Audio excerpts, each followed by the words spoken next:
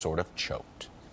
Dennis McDonough was President Obama's chief of staff for his entire second term, and he joins me now. Mr. McDonough, welcome back to Meet the Press. Thanks for having me, Chuck. As a private citizen, no less. A private citizen. All right, let's start with the choke comment. Looking back, did you choke? Look, we, during the course of 2016, became alarmed about what we were seeing, and became very clear to us what the Russians' intentions were. So we took a series of painstaking steps, including the president directly confronting President Putin, us going to Congress to press them to work with us to make sure that the states were doing everything they could to protect the sanctity of every American's vote, and then ultimately releasing a very powerful statement from the Secretary of Homeland Security and the Director of National Intelligence calling attention to this threat. So we did exactly what we think we needed to do.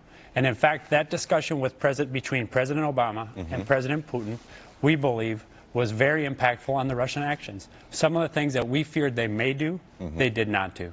Let me play for you what President Obama said about this. Was in talking what you just said. This was in December. He was recounting his conversation with Putin in September. Here it is.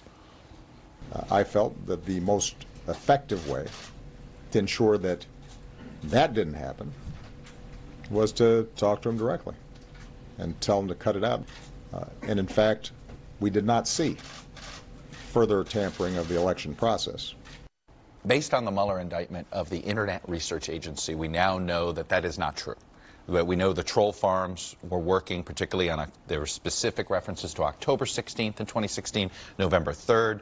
At the time, they were the troll farms in Russia encouraged U.S. minority groups not to vote, things like that. Were these things you missed? You know they were doing this at the time? Was his comment just about the election systems?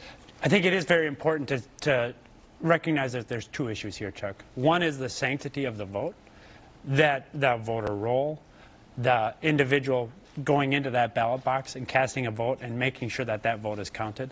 And we stand by our position that the things that we feared they may do in that spot, they did not. I want to know